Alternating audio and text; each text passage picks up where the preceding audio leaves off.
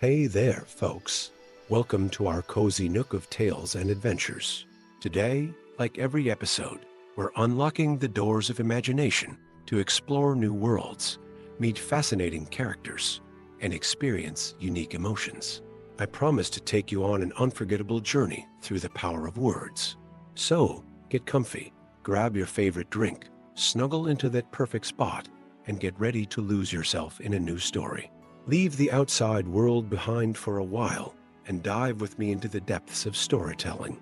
If you enjoy our content and want to support the channel, consider hitting that subscribe button and giving the video a thumbs up.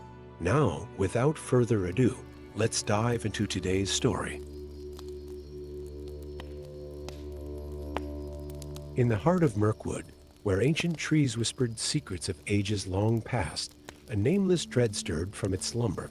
The once vibrant forest, home to the proud Sylvan elves, grew darker with each passing day. Shadows lengthened, leaves withered, and an oppressive silence fell upon the woodland realm. King Thranduil, lord of the woodland realm, stood upon his throne of carved oak, his ageless face etched with concern.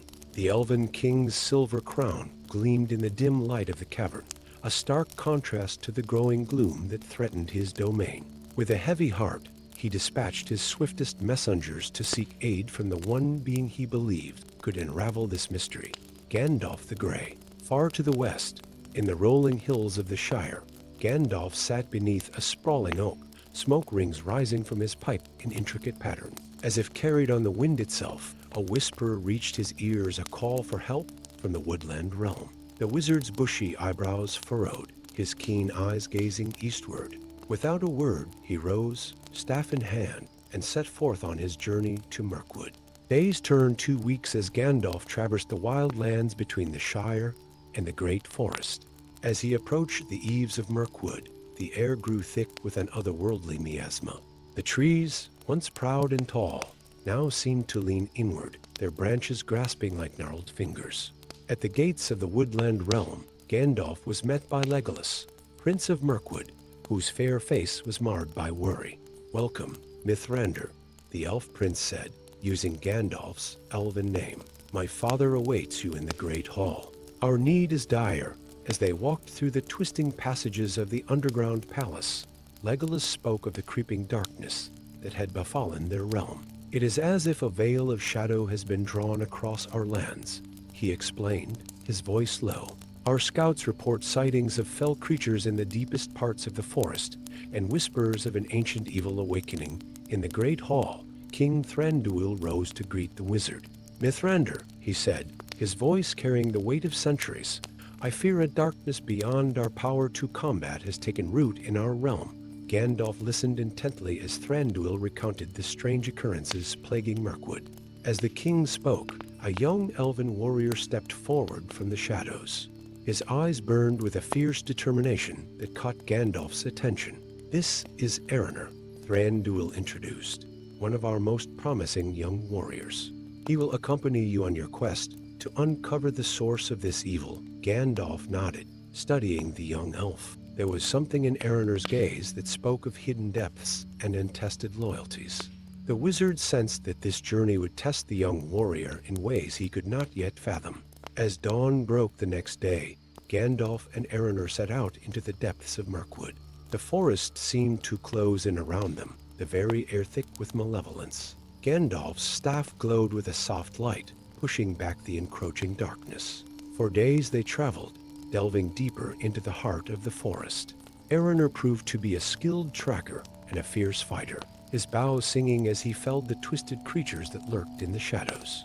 Yet Gandalf noticed a growing unease in the young elf, a conflict that seemed to war within him. On the 5th day of their journey, as they rested by a black stream, Erenar finally spoke of what troubled him.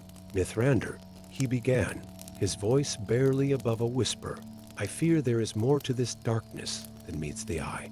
I have heard things, whispers in the night. Some among our people speak of embracing the shadow, of using its power to strengthen our realm." Gandalf's eyes narrowed, his mind racing. "And what do you think of these whispers, young Erenar?" The elf's gaze fell to the ground. I do not know. The shadow offers power, protection, But at what cost? Before Gandalf could respond, a chill wind swept through the clearing. The wizard sprang to his feet, staff at the ready. "We are not alone," he warned. From the shadows emerged a figure cloaked in black, its very presence seeming to dim the light around it. Gandalf's eyes widened in recognition and fear. "A Nazgul," he breathed, "here in Mirkwood." The ringwraith's hollow voice echoed through the clearing. "The shadow rises, wizard. Your meddling is futile." Gandalf raised his staff, a blinding light erupting from its tip. The Nazgul shrieked, recoiling from the radiance. Erener, overcoming his initial shock, loosed arrow after arrow at the wraith, each shaft wreathed in elven light. As the battle raged, Gandalf's mind raced. The presence of a Nazgul in Mirkwood could mean only one thing: the enemy's reach was growing, and an artifact of great power must be hidden within the forest. With a final, ear-splitting shriek, the Nazgul retreated into the shadows. Gandalf turned to Erener, who stood pale and shaking. "The true nature of the shadow is revealed," the wizard said gravely. "We must make haste to Dol Guldur. I fear I know what we will find there."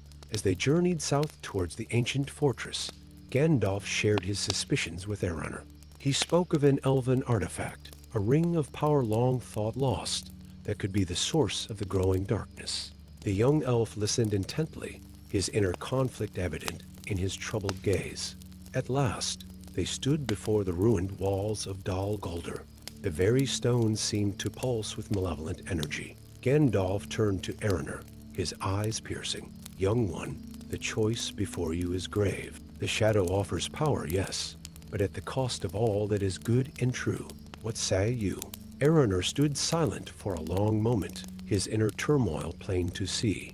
Then, with a deep breath, he straightened. "I stand with the light, Mithrandir, whatever the cost." With newfound resolve, they entered the dark fortress. As they delved deeper into its twisting corridors, they encountered traps both magical and mundane. Gandalf's wisdom and Erener's skill were put to the test time and again. In the deepest chamber, they found what they sought and what they feared. Upon a pedestal of black stone rested a ring, its band formed of intertwining leaves, a great gem at its center pulsing with an inner fire. Gandalf's breath caught in his throat. "Narya," he whispered, "the ring of fire. Long has it been lost, and now corrupted by the enemy's touch." As Gandalf reached for the ring, a voice like thunder shook the chamber. "Fool," it boomed. From the shadows stepped a figure robed in black and red, a crown of iron upon his brow. "Did you think to claim this power for yourself, Greyhane?" Gandalf's eyes narrowed. "The Witch King of Angmar," he said, his voice hard. "So, the enemy moves openly at last." The Witch King laughed, a sound like breaking glass. "The shadow grows, wizard. Mirkwood is but the beginning. Soon, all of Middle-earth will fall to darkness." Battle was joined, magic against magic, light against shadow. Erener fought valiantly against the lesser wraiths that accompanied the Witch King, his bow singing a deadly song.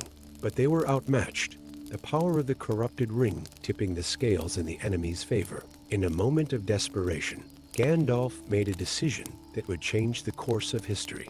With a word of power, he shattered the pedestal upon which Narya rested. The ring flew through the air, and Gandalf caught it, feeling its immense power course through him. "No," the Witch King roared, but it was too late. Gandalf, now wielding the power of the Ring of Fire, stood radiant and terrible.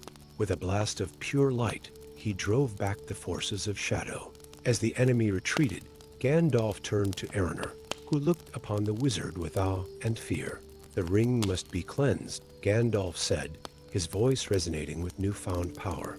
"And Mirkwood must be warned. The shadow's reach is longer than we feared." Together, they emerged from Dol Guldur, bearing with them hope for Mirkwood's salvation and grim tidings of the growing threat. As they journeyed back to the woodland realm, Gandalf spoke of the need for unity in the face of the coming darkness.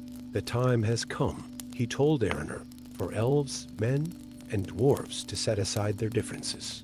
A storm gathers on the horizon, young one, and all free peoples of Middle-earth must stand together if we are to weather it." Erener, changed by his experiences, nodded solemnly. "I will carry your words to my people, Mithrandir. and I will stand ready for the battles to come."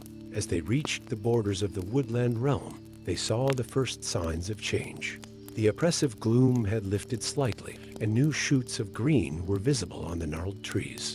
Hope, like the first rays of dawn, began to pierce the long night that had fallen over Mirkwood. Gandalf knew that this was but the first skirmish in a long war.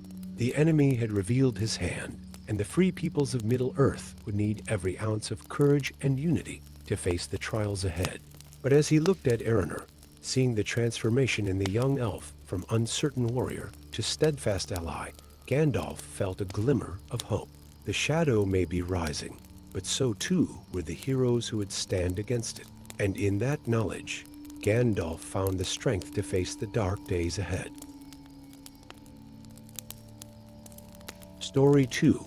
The white stone walls of Minas Tirith, once a beacon of hope and strength in the realm of Gondor, now stood silent under a veil of unnatural twilight. The air hung heavy with an unseen malevolence, as if the very essence of the White City had been tainted by some dark sorcery.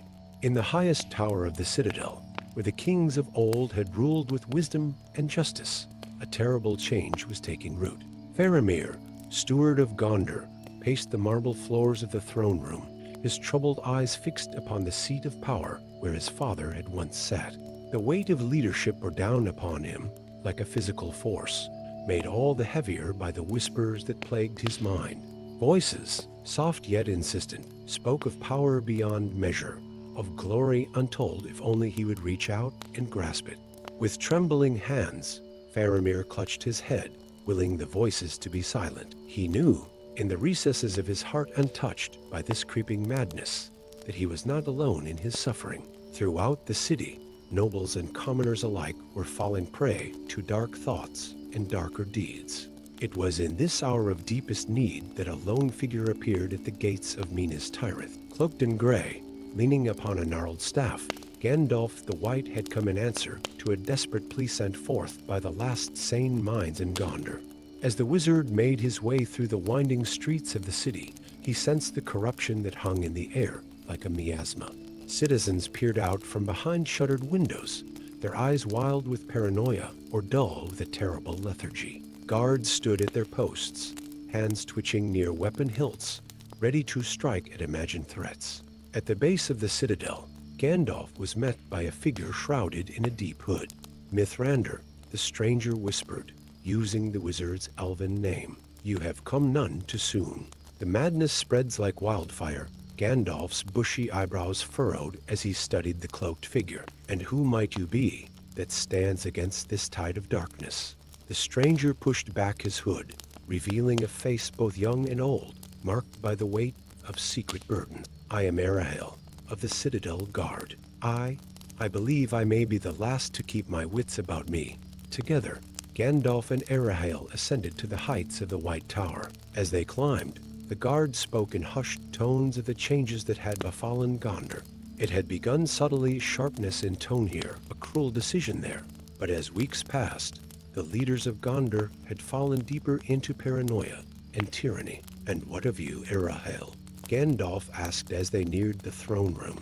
"How have you remained untouched by this curse?" The guard's hand unconsciously moved to his chest, where a small amulet lay hidden beneath his armor. I cannot say, Mithrandir. Perhaps it is mere chance. Or perhaps, but whatever Arahel might have said was lost as the great doors of the throne room swung open. There, upon the ancient seat of the kings of Gondor, sat Faramir. His noble features were twisted in a rictus of madness, his eyes feverish with unnatural light. So Faramir's voice rang out, hollow and cold. "The meddling wizard arrives at last. Have you come to steal my throne, Greyhaim? To usurp the power that is rightfully mine?" Gandalf stepped forward, his staff tapping against the stone floor. "I come only to heal, Faramir, son of Denethor. A great evil has befallen Gondor, and I would see it lifted." A harsh laugh erupted from Faramir's lips. "Evil? I see more clearly now than ever before. The weakness of men has held Gondor back for too long.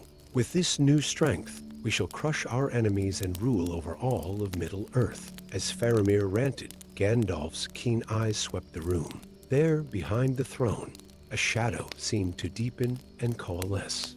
The wizard's grip tightened on his staff. "This is not your true self speaking, Faramir. A curse lies upon you and all of Gondor, but I will break it, whatever the cost." With a word of power, Gandalf struck his staff against the floor. A wave of pure light erupted from the crystal at its tip, washing over the throne room. Faramir recoiled, shielding his eyes and howling in rage. In that moment of confusion, Arahel sprang into action. With a swift movement, he drew forth the amulet from beneath his armor, a small piece of carved stone that glowed with an inner light. "Mithrandir," he called out, "I believe this may be of help." Gandalf's eyes widened in recognition. "The Elisar," he breathed. "How came you by this?" But there was no time for explanations. The shadow behind the throne had taken form a wraith, like figure of smoke and malice. Its hollow voice echoed through the chamber. "Fools! The curse of Enmenor cannot be broken by your paltry magics." Understanding dawned in Gandalf's eyes. "So that is the source of this madness. The last vengeful act of a fallen kingdom, set in motion ages ago. The battle that followed was one of light against shadow, of ancient magics clashing in the heart of Gondor's seat of power." Gandalf wielded his staff with all the skill and power at his command, while Arahel stood guard over the prone form of Faramir, who had collapsed in the wake of the wizard's initial spell. As the conflict raged, Gandalf called out to Arahel, "The Elisar. It is a stone of healing, young one. Use it to break the curse's hold on Faramir." Dodging a tendril of shadow that lashed out from the wraith, Arahel knelt beside the steward. He pressed the glowing stone to Faramir's forehead, whispering words of healing and hope. The wraith howled in fury, redoubling its assault on Gandalf. "You cannot undo what was wrought in the downfall of Enmenor. The line of kings is broken, and Gondor shall fall to ruin." Gandalf stood firm, his staff blazing with white fire. "The line of kings may sleep, shade of Enmenor, but it is not broken. And Gondor's strength lies not in the blood of its rulers, but in the hearts of its people." With a final mighty effort, Gandalf thrust his staff forward. A beam of pure light struck the wraith, causing it to writhe and shriek. At the same moment, the Elisar in Arahel's hand flared with brilliant radiance. Faramir's eyes flew open, clear and free of madness for the first time in weeks. The wraith's form began to dissipate, its voice fading to a whisper. "You have won this day, wizard. But the seed of Enmenor's fall is planted deep. It will bloom again, in time, as the last wisps of shadow vanished. A great weight seemed to lift from the very stones of Minas Tirith." Faramir struggled to his feet, leaning heavily on Arahel for support. "Mithrandir," he said, his voice hoarse. What has happened?" Gandalf's expression was grave as he explained the nature of the curse that had nearly destroyed Gondor. "It was a final act of vengeance," he said, "set in motion by those who blamed the Valar for Enmenor's downfall. They sought to corrupt the greatest kingdom of men in Middle-earth, to prove that all who wielded power were doomed to fall to darkness." Faramir's face paled as the full implications set in. "Then, all that I have done, all that I ordered, was not of your own will," Gandalf assured him. "But there is much healing to be done, both within the walls of Minas Tirith and beyond." As the three stood in the throne room, the first rays of true sunlight in weeks began to filter through the windows. Arahel stepped forward, the Elisar still clutched in his hand. "My lord," he said, addressing both Faramir and Gandalf, "there is something I must confess." With trembling hands, he reached beneath his tunic and withdrew a chain. From it hung a ring, ancient and kingly. "I am not merely a guard," Arahel said, his voice filled with emotion. "I am Aragorn, son of Arathorn, heir of Isildur and rightful king of Gondor." Faramir and Gandalf stared in amazement as Aragorn continued. "I came to Minas Tirith in secret to learn of its people and its needs. When the curse struck, I found myself protected by the power of the Elisar, passed down through my line. I could not reveal myself while the shadow held sway, but now," Gandalf's eyes twinkled with a mixture of joy and knowing amusement. "Now, Aragorn, the time has come for the return of the king. Gondor will need your strength in the days to come, as it heals from this ordeal, and faces the challenges that lie ahead. Faramir, still weak, but with growing strength in his eyes, knelt before Aragorn.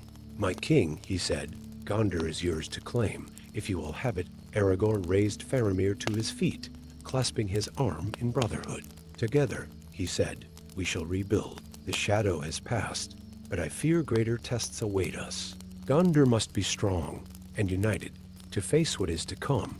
As the three stood there, framed by the light of a new dawn, the fate of Gondor and perhaps all of Middle-earth hung in the balance. The curse of Enmenor had been broken, but its echoes would long be felt. Yet in that moment, with the rightful king returned in the wisdom of Gandalf to guide them, hope blossomed anew in the heart of the White City. Gandalf gazed out over the recovering city, his mind already turning to the greater conflicts that loomed on the horizon. The curse of Enmenor had been but a prelude, he feared, to the true battle that was to come. But that was a challenge for another day. For now, Gondor would heal and prepare under the rule of its returned king. Story 3. In the shadow of the misty mountains, where ancient stone met unyielding earth, a young hobbit named Pip stumbled upon a secret that would shake the very foundations of Middle-earth. His furry feet, accustomed to the soft grass of the Shire, now tread cautiously over loose scree and jagged rock. The mountain air, thin and crisp, filled his lungs as he squeezed through a narrow fissure in the mountainside, drawn by an inexplicable urge to explore. As Pip emerged on the other side, his eyes widened in wonder. Before him stretched a vast cavern, its ceiling lost in darkness high above. But it was not the cavern's size that took his breath away. It was the sprawling dwarven city that filled it. Terraced levels carved from living rock, bridges of stone spanning impossible gaps, and at the center, a palace that seemed to glow with an inner light. Yet something was amiss in this hidden realm. The streets were empty, the forges cold. An eerie silence hung in the air, broken only by the soft patter of Pip's feet as he ventured deeper into the abandoned city. Miles away, in the tranquil valley of Rivendell, Gandalf the Grey sat in quiet contemplation. His bushy eyebrows furrowed as he sensed a disturbance in the delicate fabric of magic that wove through Middle-earth. Something ancient had stirred, something that should have remained dormant. Without a word to his elven hosts, Gandalf rose, gripped his staff, and set out towards the misty mountain. He knew not what he would find, but the urgency in his heart told him that time was of the essence. As fate would have it, Gandalf's path crossed that of a dwarf maiden named Dis, daughter of Thorin Oakenshield. Her fiery red hair and determined gaze spoke of a spirit unbroken by the hardships her people had endured. Mithrandir, she called, using Gandalf's elven name. "What brings you to these treacherous paths?" Gandalf studied her for a moment before responding. "I seek answers to questions not yet asked, young Dis. But perhaps our purposes align. What quest brings you so far from your kin?" Dis's eyes flashed with a mixture of hope and desperation. "I search for our lost kingdom of Khazad-dûm. Rumors speak of a hidden entrance, a way to reclaim our ancestral home." A shadow passed over Gandalf's face. "Khazad-dûm, called Moria by the elves, a place of both glory and doom for your people. Take care, Dis, that in seeking to reclaim past glories, you do not awaken past horrors." Together, the unlikely pair made their way into the heart of the mountain. Gandalf spoke of the disturbance he had sensed, while Dis shared tales passed down through generations of dwarf stories of a hidden kingdom and a ring of power that once belonged to her ancestors. As they delved deeper into the mountain passages, they encountered Pip Took, wide-eyed and babbling about the marvels he had discovered. Gandalf's concern grew as he listened to the hobbit's tale. A hidden dwarven kingdom untouched for ages? It could only be the lost realm of Khazad-dûm. Guided by Pip, they entered the vast cavern. Dis gasped at the sight of her people's ancient home, tears glistening in her eyes. But Gandalf's gaze was drawn to the central palace, where a faint pulsing light emanated from the highest tower. "We must proceed with caution," Gandalf warned. "The magic that preserves this place is old and unpredictable." As they made their way through the empty streets, Dis couldn't shake the feeling that they were being watched. Shadows seemed to move at the corner of her vision, and more than once she thought she heard the echo of distant hammers. At the base of the palace, they encountered their first sign of life, or rather, on life. A dwarf lord, his flesh long turned to stone, sat upon a throne of gold. His unseeing eyes followed their movements, and when he spoke, his voice was like the grinding of mountains. Who dares enter the realm of King Anar? Last lord of Khazad-dûm, Gandalf stepped forward, his staff glowing with a soft light. We come seeking answers, King Anar. What has befallen your people? The Stone King's laughter was like an avalanche. Befallen? We have ascended. Through the power of the ring, we have transcended flesh and time itself. Dis pushed past Gandalf, her voice trembling with emotion. The ring? You speak of one of the 7 given to our people? King Anar's stone face twisted into a cruel smile. Aye, the very one. It has preserved us, transformed us. We are eternal, untroubled by the cares of the world above. Gandalf's eyes narrowed. At what cost, King Anar? The rings were never meant for such use. You've corrupted its power and yourselves along with it. As they argued, Pip's curiosity got the better of him. He slipped away, drawn by the pulsing light in the tower above. Clambering up staircases and through halls of breathtaking beauty, he finally reached the source of the light.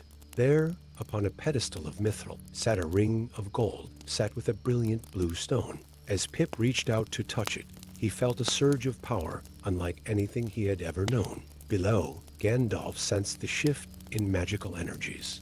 The ring, he exclaimed. Someone has disturbed it. They raced up the tower, King Anar's stone form lumbering behind them.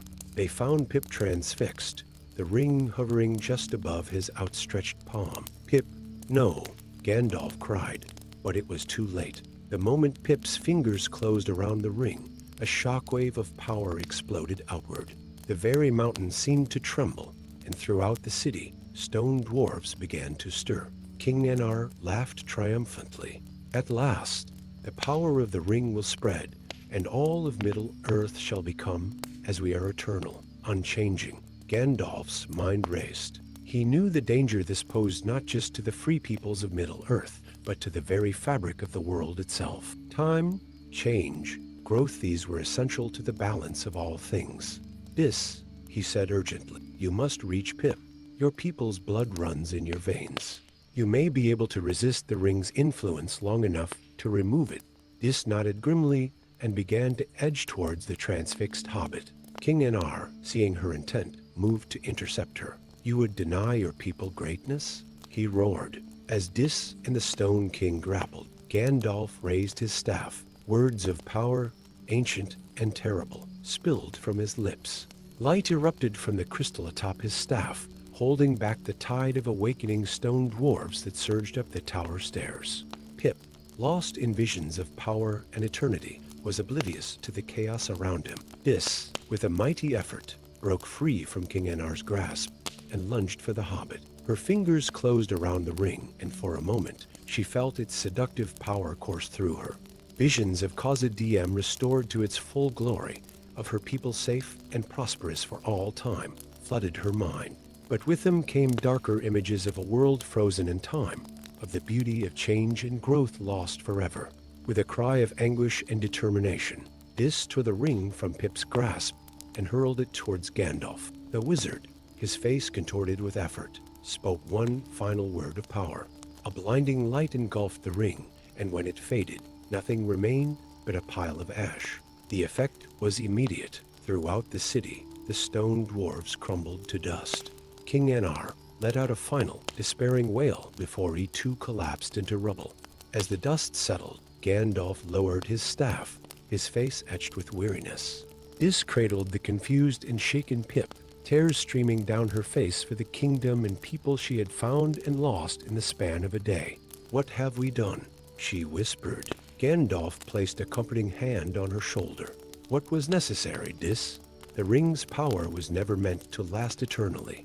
Your ancestors sought to cheat death and change, but in doing so, they cheated themselves of true life as they made their way out of the now truly empty Khazad-dûm. Gandalf's mind turned to the future. The destruction of one of the 7 would not go unnoticed. Ripples would spread across Middle-earth, and he feared they would eventually reach the Dark Tower of Mordor. Our quest here is ended, he said as they emerged into the sunlight, but I fear a greater journey lies ahead. The enemy will move soon, and we must be ready." This straightened, her grief giving way to determination. "Then I shall return to my people and prepare them for what is to come."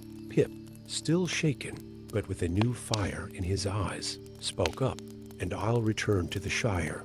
Someone needs to warn them of the dangers beyond our borders." Gandalf looked at his unlikely companions with pride and affection.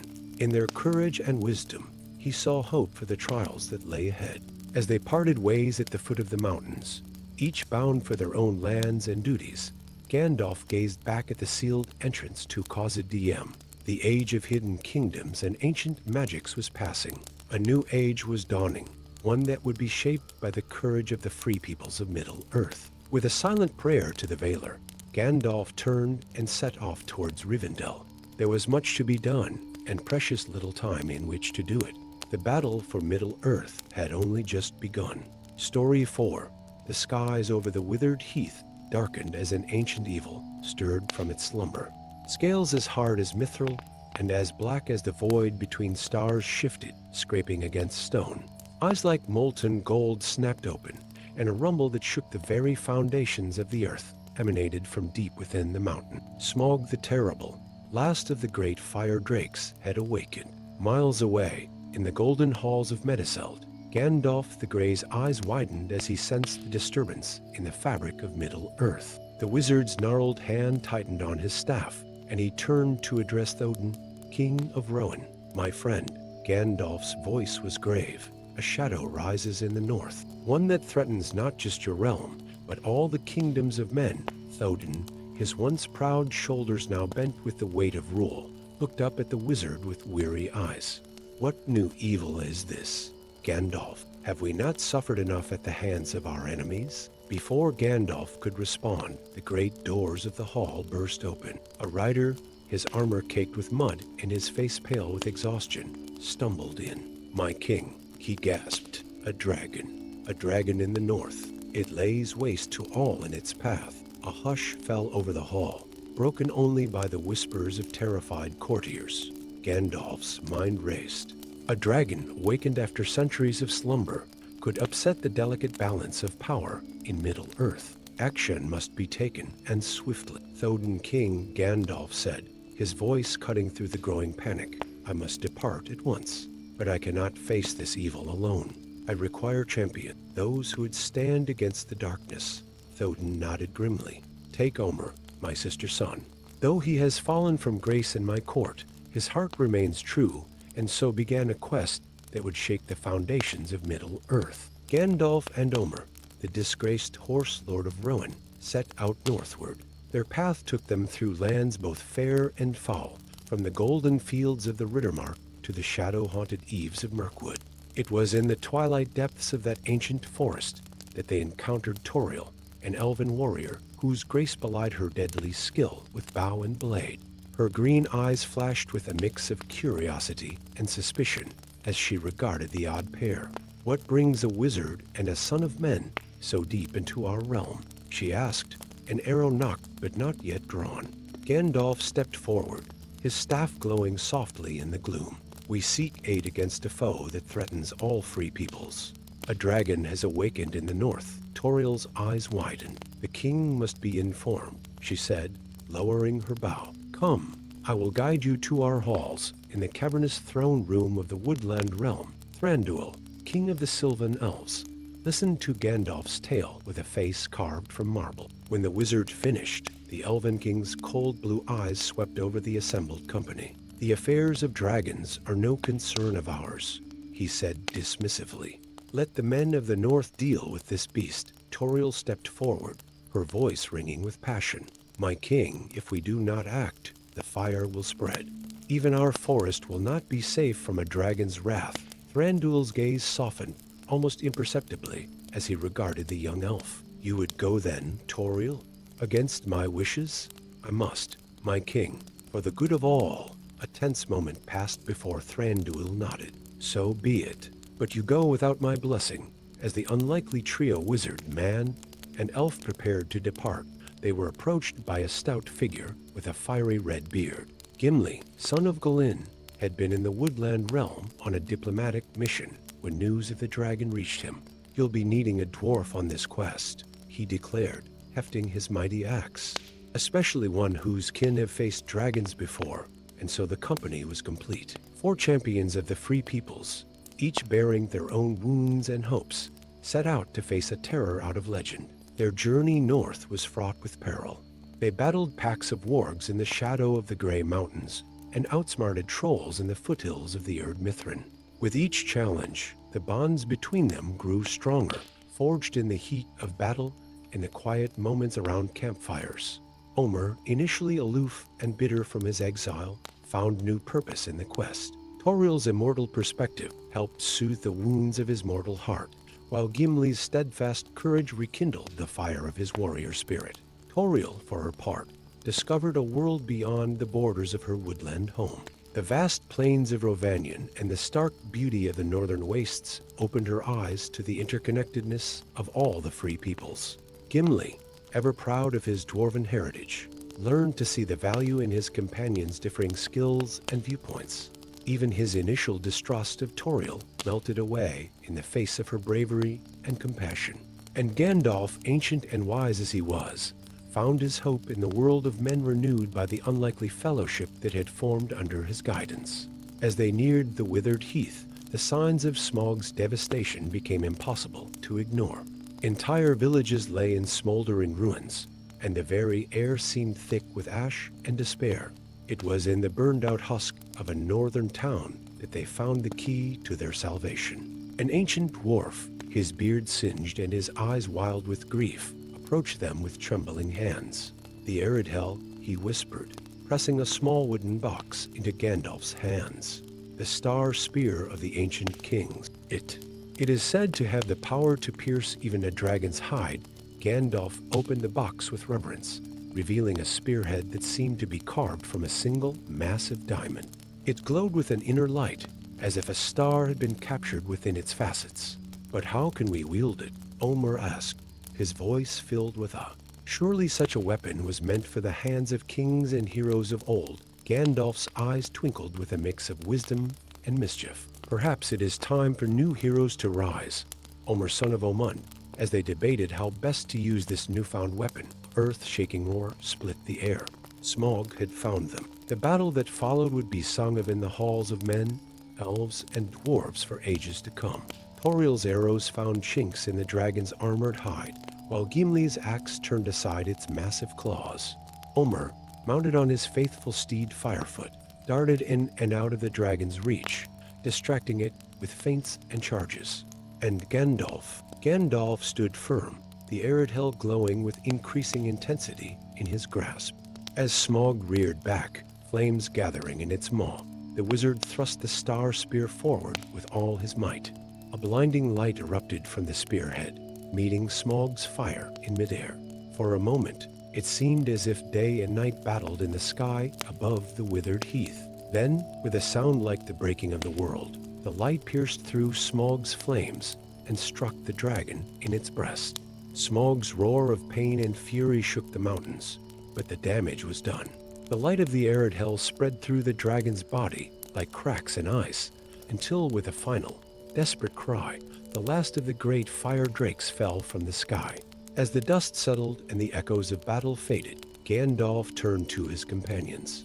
His face was etched with weariness, but his eyes shone with pride and a deep, abiding warmth. "My friends," he said softly, "you have done what armies and kings could not. You have saved not just the North, but all of Middle-earth from a terrible doom." Omer, his armor scorched and his face streaked with soot, stood tall for the first time since his exile. "What now, Gandalf? Where do we go from here?" The wizard's gaze turned southward, towards the gathering shadows of Mordor.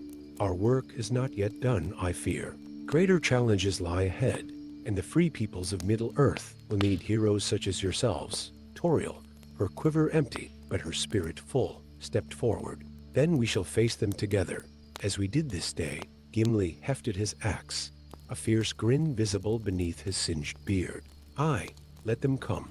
Be they dragons or dark lords, they'll find we're made of sterner stuff than they bargained for."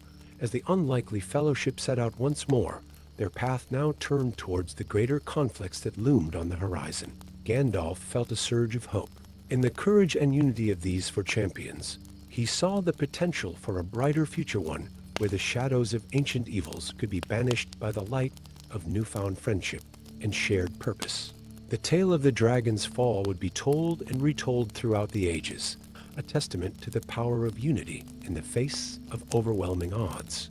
But for Gandalf, Omer, Toriel, and Gimli, it was but the first chapter in a greater story, one that would shape the very fate of Middle-earth. Story 5. The tranquil valley of Rivendell, hidden jewel of the elven realms, was shattered by a sound that should not have been. A great rending of the air itself, as if the very fabric of reality had been torn asunder. Elrond, Lord of Imladris, rushed from his chambers, his ageless face etched with concern. Above the last homely house, a fissure hung in the sky, a wound in the world that pulsed with an otherworldly light. From this impossible breach, creatures poured forth, beings of shadow and flame, of twisted metal and pulsing energy.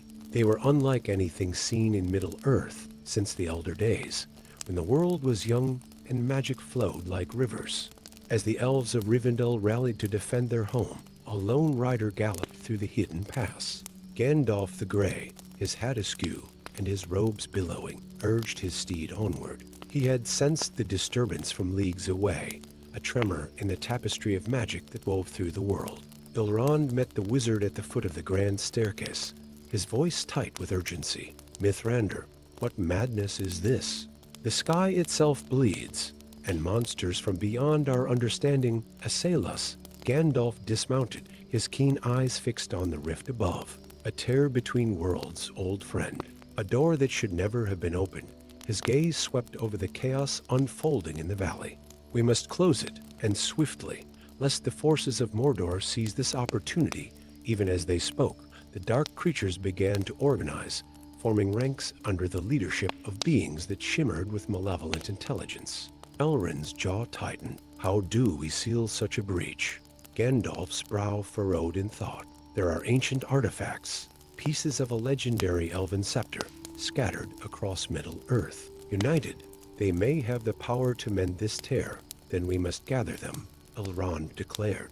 But who shall undertake such a perilous quest? As if in answer, 4 figures stepped forward from the chaos of the battle. Arwen, daughter of Elrond, her sword gleaming with the light of fallen Ephos. Glorfindel, the legendary Balrog slayer, returned from the halls of Mandos. Linder, the gentle minstrel, whose songs could calm the wildest hearts. And lastly, to Gandalf's surprise, Radagast the Brown, looking more focused and determined than the gray wizard had ever seen him.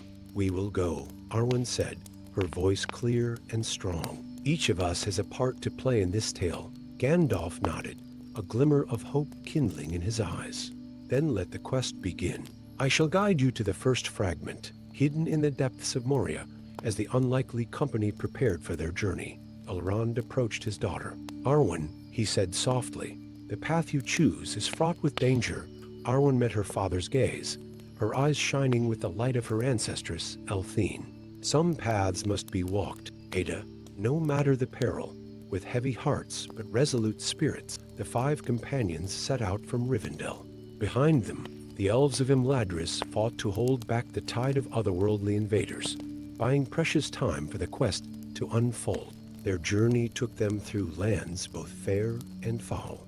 In the lightless depths of Moria, they battled not only ORCs and cave trolls, but twisted reflections of themselves, shadow versions born from the rift between worlds. Glorfindel's experience in facing creatures of shadow proved invaluable, his glowing blade carving a path through the darkness.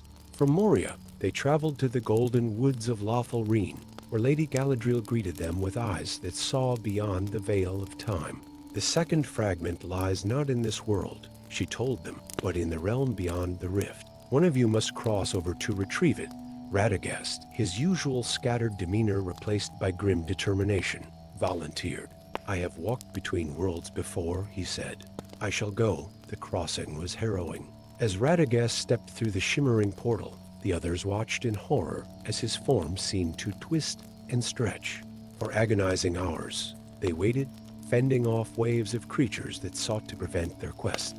When Radagast finally returned, clutching a glowing shard of crystal, his eyes held shadows of things no mortal was meant to see.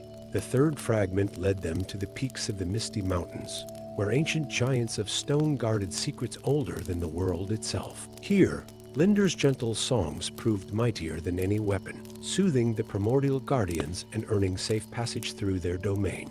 As they descended from the mountain, a new threat emerged. Saruman the White, once the head of Gandalf's order, now twisted by ambition and the promise of power from beyond the rift. He confronted them on the plains of Rohan, his voice a symphony of persuasion and deceit. "Join me," he entreated, his eyes gleaming with an unnatural light. "With the power from beyond, we could reshape Middle-earth, free it from the taint of Sauron forever." For a moment, doubt crept into the hearts of the company. But it was Arwen who stood firm, her voice ringing with the wisdom of her lineage. "At what cost, Saruman? Would you save our world by destroying its very essence?" Battle was joined, magic against magic, blade against staff. In the end, it was Gandalf who struck the decisive blow, his power augmented by the fragments they had gathered. Saruman fell, his staff shattered, his dreams of dominion turned to ash. The final fragment awaited them in the most unlikely of places, the Shire, land of the hobbits. Here, in a humble hobbit hole long abandoned, they found the last piece of the scepter, hidden by Gandalf himself ages ago. With all the fragments gathered, the company raced back to Rivendell. The situation had grown dire in their absence. The rift had widened, and creatures of nightmare now roamed freely through the valley. Elrond and his warriors fought a desperate holding action, their strength waning against the endless tide. In the courtyard of the last homely house, beneath the gaping maw of the rift, Gandalf began the ritual to reforge the scepter. As he worked, channeling power that had not been seen since the First Age, the others formed a protective circle around him. Waves of enemies crashed against their defenses. Glorfindel's blade sang as he held off beings of shadow and flame. Linder's voice rose in a song of power, bolstering their spirits and confounding their foes. Radagast called upon the beasts and birds of Middle-earth, creating chaos in the ranks of the invaders. Arwen stood at the forefront, Podfafang gleaming in her grasp. She moved with the grace of her elven heritage and the fierce determination of her mortal blood, a whirlwind of deadly precision.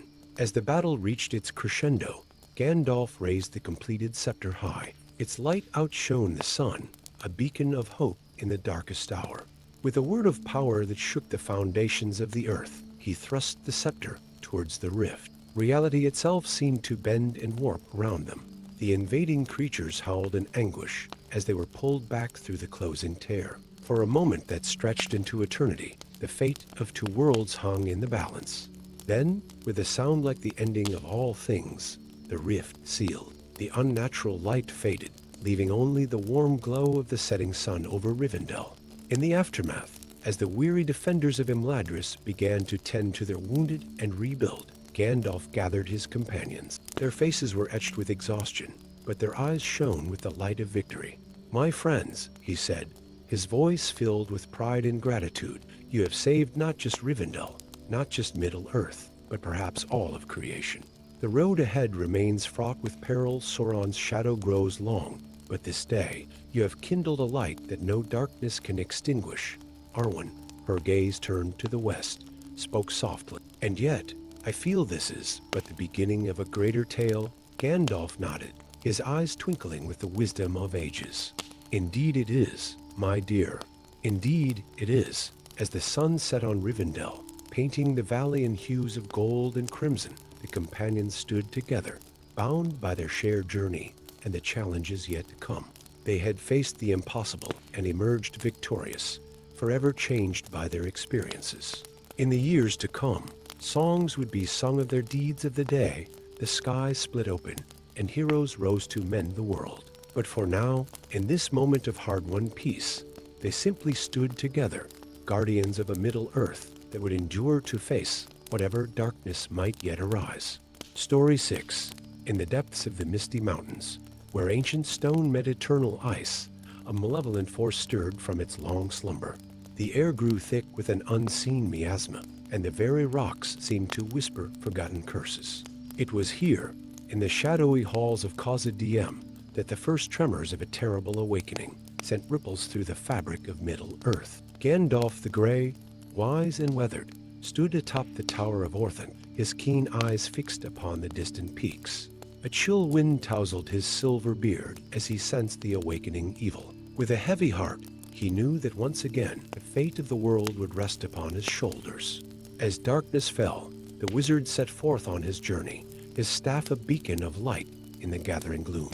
The stars above seemed to dim, as if they too sensed the coming storm. Gandalf's mind raced with ancient lore and half-remembered prophecies, each step taking him closer to a confrontation he knew must come. In the dwarven stronghold of Erebor, King Thorin Stonehelm sat uneasily upon his throne. Reports from the outer reaches of his kingdom spoke of unnatural occurrences, streams running black, crops withering overnight, and whispers of shadows that moved against the wind. As the heavy doors of his hall creaked open, Thorin's hand instinctively moved to the hilt of his axe. "My lord," a breathless messenger gasped, falling to one knee. "A rider approaches." "It is Gandalf the Grey," Thorin's brow furrowed.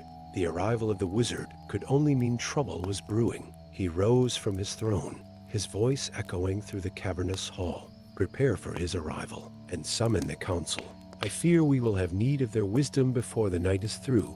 As Gandalf entered the great hall of Erebor, the assembled dwarves fell silent. His eyes, bright with the wisdom of ages, scanned the faces before him. "Friends," he began, his voice carrying the weight of urgency, "I come bearing grave tidings. An ancient evil has awakened in the depths of Khazad-dûm, and its malice threatens to engulf all of Middle-earth." Murmurs of disbelief and fear rippled through the gathering. Thorin stepped forward, his face grim.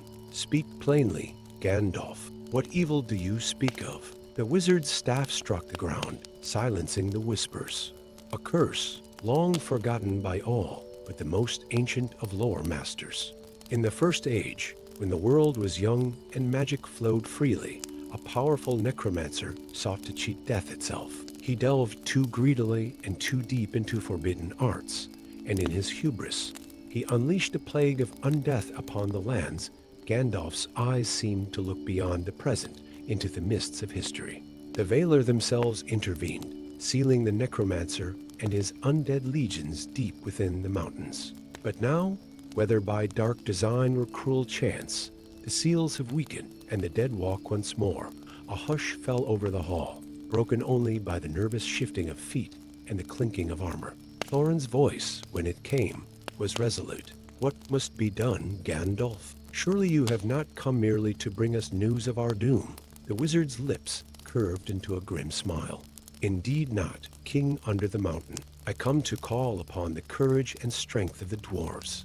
We must form a company, brave souls willing to venture into the very heart of Khazad-dûm to face this evil and seal it away once more." As discussions erupted among the dwarves, a figure stepped forward from the shadows. Din, son of Thorin Stonehelm, his young face set with determination. "I will go, father. Let me lead this company and bring honor to our people." Thorin's face was a mask of conflicting emotions, pride warring with fear for his son's safety. But before he could speak, another voice rang out. "You'll not go alone, young prince." From the back of the hall strode Gimli, son of Golin, his red beard streaked with gray, but his axe as sharp as ever. "I've seen the horrors that dwell in the depths of Moria. You'll need an experienced hand to guide you." Gandalf nodded approvingly. "A worthy start to our company. But we will need more than dwarven steel to overcome this threat. We must seek aid from those who once were our enemies." And so it was that Gandalf, accompanied by Din, Gimli, and a hand-picked group of dwarven warriors, set out from Erebor. Their path took them through the treacherous passes of the Misty Mountains, where every shadow seemed to harbor a lurking threat. As they descended into the valley of Imladris, the ethereal beauty of Rivendell unfolded before them. Here, in the last homely house, Gandalf hoped to find allies among the elves. Lord Elrond, ageless and wise, greeted them in the grand courtyard. His eyes, having seen the turn of many ages, held a deep concern. Mithrandir, he said, using Gandalf's elven name, I have felt the stirring of a great evil. The very trees whisper of a darkness awakening. Gandalf inclined his head. Your senses do not deceive you, old friend. We come seeking the aid of the elves in a perilous quest. As the wizard recounted their purpose, a tall, golden-haired elf stepped forward. Glorfindel, the Balrog slayer, his eyes shining with the light of one who had seen the blessed realm. I will join your company, Mithrandir. My blade has tasted the flesh of Morgoth's creatures before. It shall do so again, with the addition of Glorfindel and a small contingent of elven archers. The company set forth once more. Their path now led them to the very doors of Khazad-dûm, the ancient dwarven city now known by its sinister name, Moria. As they stood before the imposing gates, Gandalf turned to address the company.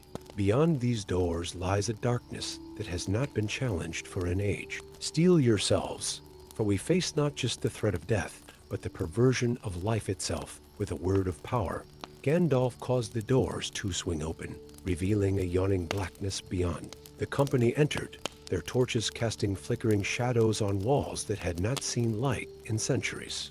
As they delved deeper into the mountain, the air grew thick and foul. The sound of their footsteps echoed unnaturally, as if the very stone was holding its breath. Suddenly, from the darkness ahead, came a sound that chilled the blood of even the bravest among them, the dry rattle of bones moving of their own accord. Steady, Gimli growled, his axe at the ready. Remember, these are not the FOs you're used to. They feel no pain, know no fear. Aim for the head or the joints. The first wave of skeletal warriors crashed against their line, like a tide of bones and rusted metal. The dwarves met them with grim determination, their axes and hammers smashing through ancient ribs and skulls. The elven archers sent shaft after shaft into the horde, each arrow finding its mark with unerring accuracy. Glorfindel was a whirlwind of golden hair and flashing blade, his sword cleaving through the undead with a light that seemed to drive back the darkness. Dian fought at his side, the young prince's courage growing with each foe felled. But for every skeleton destroyed, two more seemed to take its place. The company was slowly being pushed back, the tide of undeath threatening to overwhelm them. It was then that Gandalf, who had been muttering incantations throughout the battle, raised his staff high. A blinding light erupted from its tip, searing the eyes of the living and causing the undead to shriek in agony. Now, the wizard roared, "Push forward. We must reach the heart of the city." Reinvigorated by Gandalf's display of power, the company surged forward. They fought their way through winding corridors and vast halls, each step bringing them closer to the source of the evil. Finally, they reached the chamber of Mizarbal, the heart of Khazad-dûm. There, upon a throne of black stone, sat a figure that radiated malevolence. The necromancer, his flesh long since rotted away, was little more than a skeleton draped in tattered robes.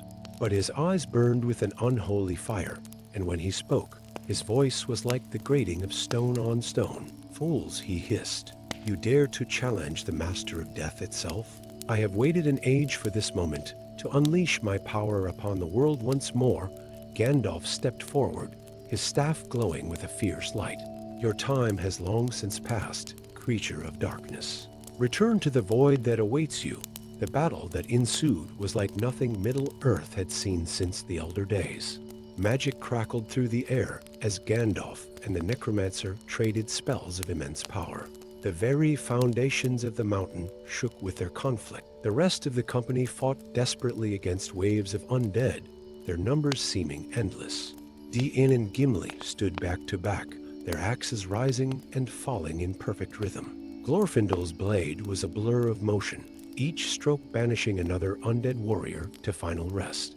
As the battle raged, Gandalf realized that the source of the necromancer's power lay in an ancient amulet around his neck.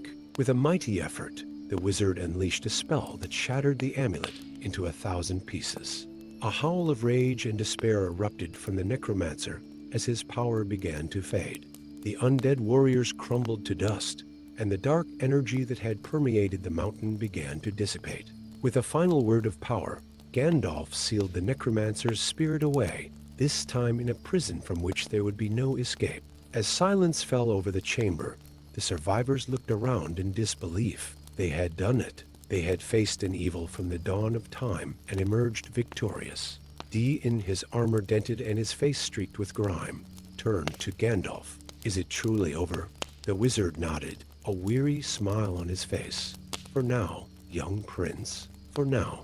But remember this day, for it shows that when the free peoples of Middle-earth stand together, there is no darkness that can overcome us." As they made their way back to the surface, the air seemed fresher, the stone lighter. Khazad-dûm, while still bearing the scars of its long occupation by evil, felt as if a great weight had been lifted from it. Standing once more in the light of day, the company looked at each other with newfound respect and camaraderie. Dwarf, elf, and wizard, they had faced the darkness together and emerged stronger for it. Gandalf gazed at the mountains, his eyes seeing beyond the present moment. The shadow has been driven back, but it will never truly be gone. We must remain vigilant, for in this world, the struggle between light and darkness is eternal, and so ended the tale of the awakening shadow and the unlikely alliance that saved Middle-earth from a second darkness. It would be remembered in song and story for generations to come, a testament to the power of courage, friendship, and the unyielding spirit of those who stand against the dark. Story 7. In the hallowed halls of Ilmarin, atop the sacred peak of Tanaquetil, a hushed silence fell over the gathered Valar. Man, lord of the breath of Arda, stood motionless, his eyes fixed upon the ethereal form of Varda, the star kindler.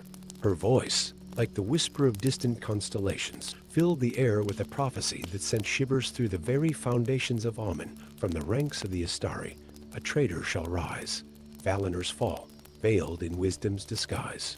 When stars fade and shadows grow long, the blessed realm shall face its final song. As the last echoes of the prophecy faded, Gandalf the Grey, standing among his fellow Astari, felt a cold dread seep into his heart. The weight of suspicion settled upon the shoulders of the 5 wizards, each now eyeing the others with a mixture of fear and mistrust. Without a word, Gandalf turned and strode from the hall, his gray robes billowing behind him. The time for contemplation was over. Action was needed. As he descended the crystal steps of Tanaquetil, the wizard's mind raced with possibilities and doubts. Could he be the prophesied traitor? The very thought filled him with revulsion, yet he could not dismiss it entirely. Gandalf's journey took him across the breadth of Amen, from the glittering shores of Alquilland to the deep forests of Orem. Everywhere he went, he sought wisdom and guidance, hoping to unravel the mystery of the prophecy and his own role in it. In the gardens of Elrine, he found Ermo, the master of dreams and visions. The Vala's eyes, deep as the wells of time, regarded Gandalf with a mixture of compassion and caution.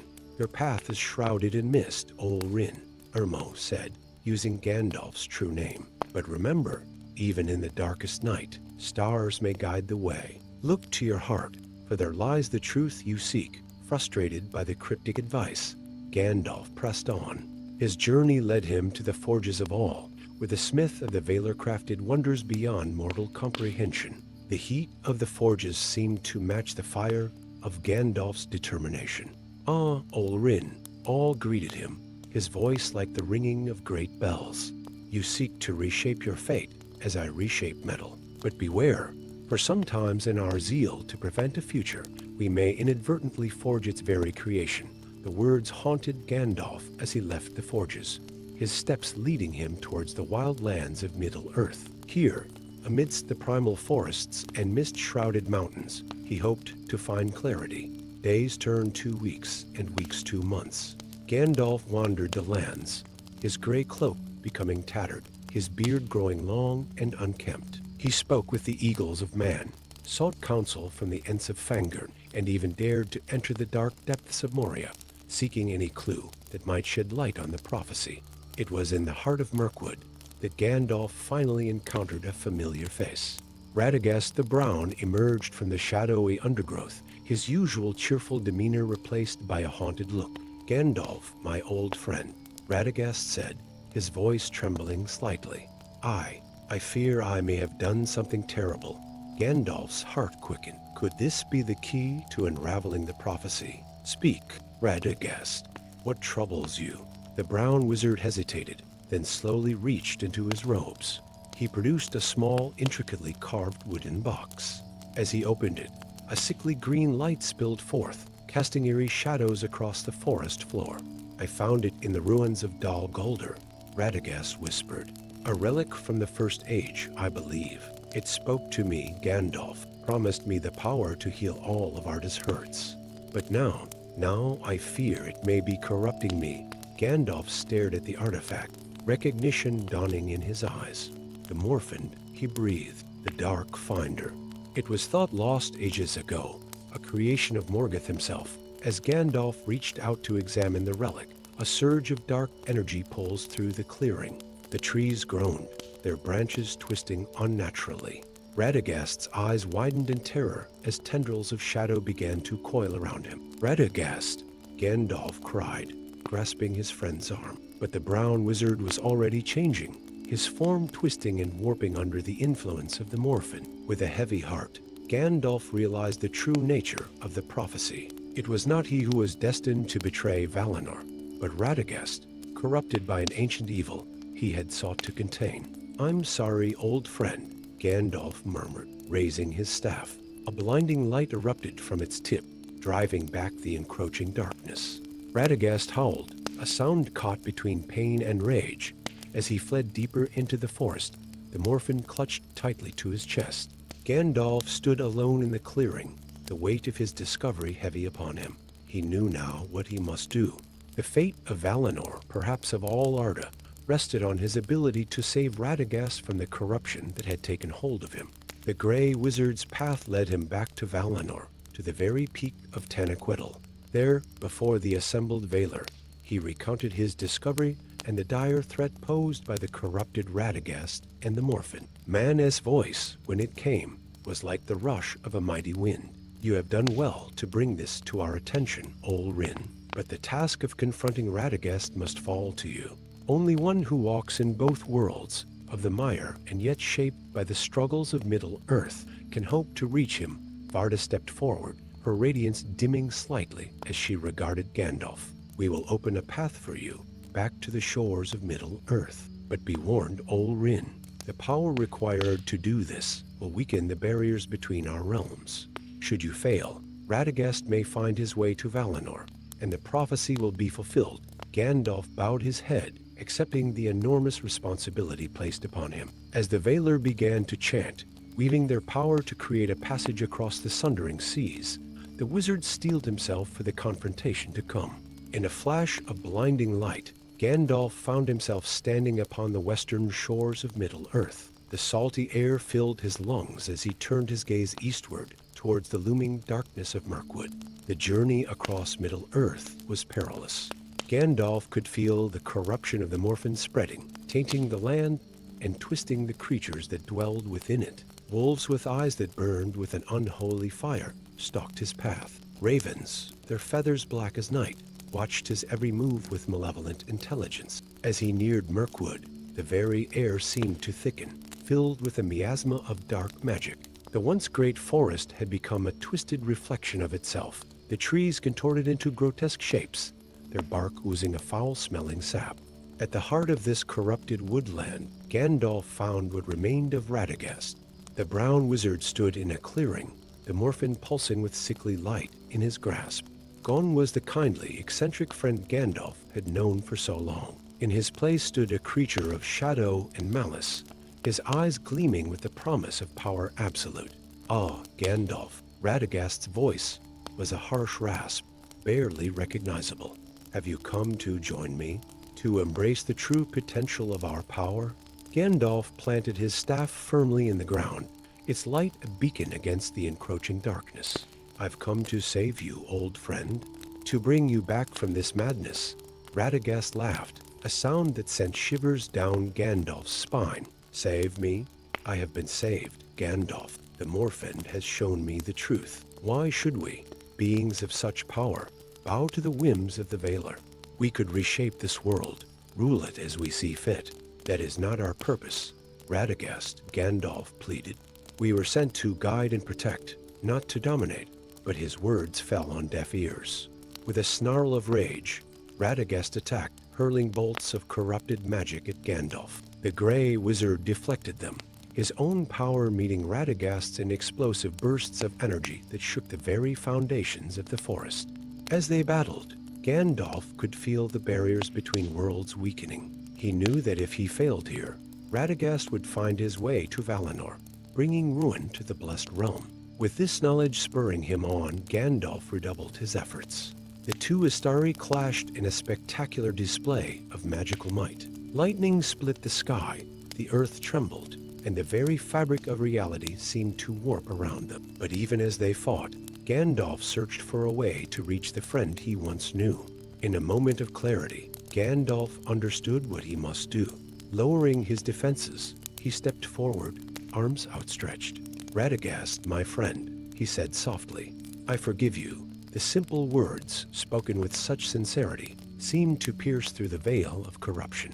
Radagast faltered, confusion replacing the malice in his eyes. Seizing the moment, Gandalf surged forward, grasping the Morphin. As his hands closed around the artifact, he channeled all of his power into it, not to control it, but to cleanse it. A blinding light erupted from the Morphin, enveloping both wizards. Gandalf could feel the corruption burning away, not just from the artifact, but from Radagast as well. For a moment that seemed to stretch into eternity, they stood suspended between light and shadow, between redemption and damnation. Then, with a final surge of power, the Morphin shattered. The resulting explosion sent both wizards flying, leaving a scorched clearing in the heart of Mirkwood. As the dust settled, Gandalf slowly rose to his feet. Nearby, he saw Radagast stirring, the madness gone from his eyes, replaced by confusion and remorse. "Gandalf," Radagast's voice was weak, but it was his own once more. What have I done?" Gandalf helped his friend to his feet, a weary smile on his face. "What matters is what you will do now, old friend. Come, we have much to discuss, and a realm to heal." As they made their way out of Mirkwood, the forest already beginning to recover from the taint of the Morphin, Gandalf's thoughts turned to Valinor. The prophecy had been averted, not through combat or cunning, but through forgiveness and faith in the inherent goodness of his fellow Istari. In the halls of Ilmarin, the Valar looked upon Middle-earth with relief and pride. The crisis had passed, and though challenges would always arise, they knew that in Gandalf and the other Istari, both realms had stalwart protectors. And so, as the sun set on this fateful day, a new chapter in the grand tapestry of Arda began to unfold, woven with threads of hope, redemption, and the enduring power of friendship in the face of darkness. Story 8. In the heart of Mirkwood, where shadows danced between ancient trees and the air hung thick with enchantment, a tear in the very fabric of reality ripped open the tranquil forest night. The portal, a swirling vortex of otherworldly energies, pulsed with an ominous rhythm, its edges crackling with eldritch power. From its depths emerged creatures of nightmare-writhing tentacles, eyes that blinked in impossible geometries, and forms that defied the laws of nature. Gandalf the Grey stood atop the hill of Amon Lank, his weathered face illuminated by the eerie glow of his staff. His eyes, usually twinkling with mirth or wisdom, now burned with a fierce determination. The wizard had felt the disturbance in the cosmic tapestry of Middle-earth, a tremor that spoke of dangers beyond mortal comprehension. As the first wave of otherworldly horrors spilled into the forest, warping the very ground they touched, Gandalf knew that time was of the essence. With a word of power that shook the leaves from nearby trees, he summoned Gwaihir, the Wind Lord of the Great Eagles. "My old friend," Gandalf spoke as the majestic eagle alighted beside him, "I fear Middle-earth faces a threat unlike any we have encountered before. We must gather the wise and the brave, for the fate of our world hangs in the balance." Gwaihir's keen eyes took in the scene of devastation spreading from the portal. "Speak your will, Mithrandir. The winds are at your command," and so began a race against time. Gandalf, borne on the wings of Gwaihir, soared across the lands of Middle-earth. In Rivendell, he conferred with Elrond Half-Elven, whose brow furrowed with concern at the wizard's tale. In the golden wood of Lothlorien, Lady Galadriel's ethereal beauty was marred by a shadow of worry as she gazed into her mirror, seeing visions of worlds beyond their own. Yet even as Gandalf sought counsel among the mighty, he knew that conventional alliances would not be enough to face this threat. The discord among the free peoples of Middle-earth ran too deep, their mistrust too entrenched. It was in the ruins of Osgiliath, once the proud capital of Gondor, that Gandalf found the first member of his unconventional company. Faramir, son of the steward, stood amidst the crumbling stonework, his noble features etched with the weariness of one who had seen too much strife. Lord Faramir, Gandalf approached, his voice carrying on the wind. I come seeking those with the courage to venture beyond the boundaries of our world, to save it from forces that would unmake all we hold dear. Faramir's hand rested on the hilt of his sword, his eyes meeting Gandalf's with a mix of trepidation and resolve. I have dreamed of other worlds, Mithrandir, visions that haunted my sleep. If my sword can help seal this breach, then it is yours to command. From the depths of Moria, Gandalf called forth Beren, son of Balin, a young dwarf whose beard had yet to grow full, but whose axe had already tasted the blood of ORCs. In the shadowy corners of Bree, he found Strider, a ranger whose true lineage remained hidden, but whose destiny was intertwined with the fate of Middle-earth. The company grew, each member an outcast or misfit in their own right. Dorian, an elf maiden exiled from her woodland realm for daring to love a mortal. Grimborn the Old, son of Beren, who walked the line between man and beast.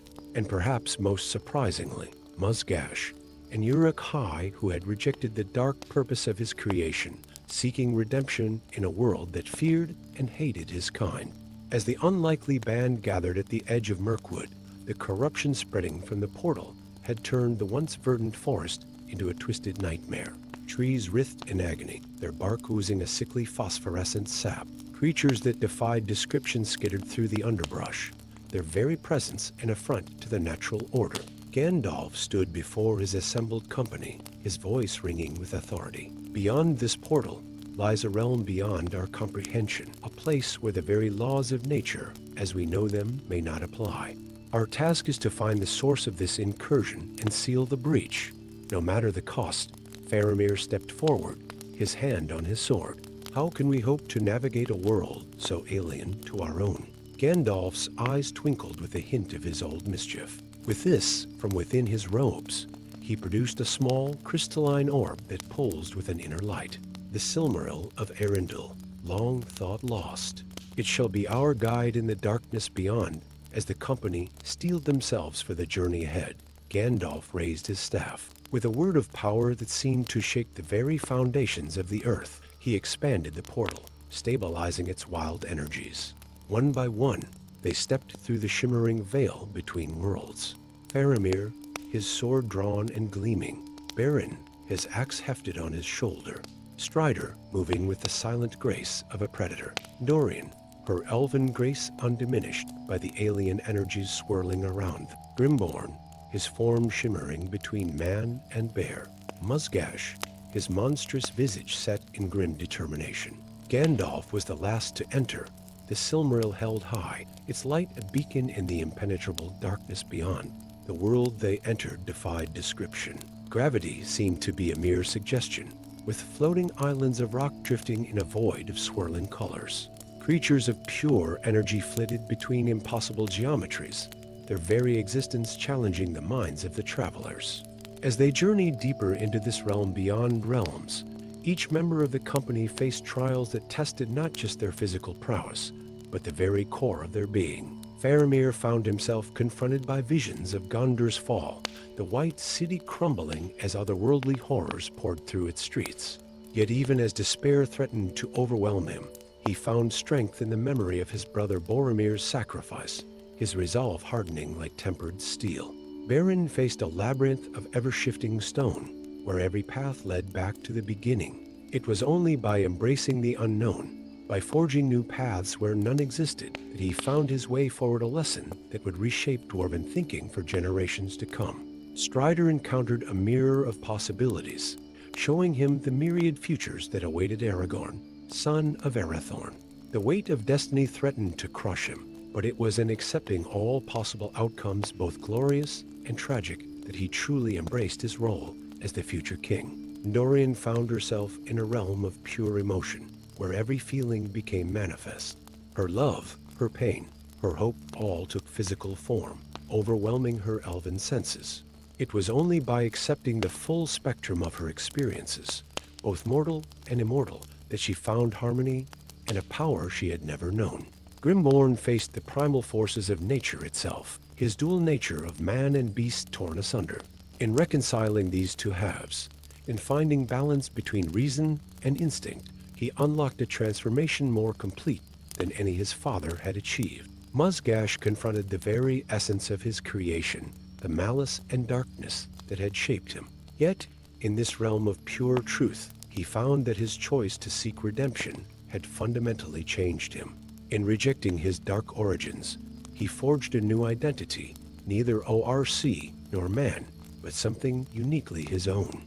And Gandalf faced a truth he had long suspected, but never confirmed. In the heart of this alien realm, he encountered beings of pure light and wisdom, the very entities that had sent the Astari to Middle-earth. Here, removed from the constraints of his mortal form, Gandalf remembered his true nature as Ol Rin, one of the Mire. The knowledge was both enlightening and burdensome, for in understanding his true purpose, Gandalf also glimpsed the challenges that yet awaited Middle-earth trials that would test not just its heroes, but the very fabric of creation.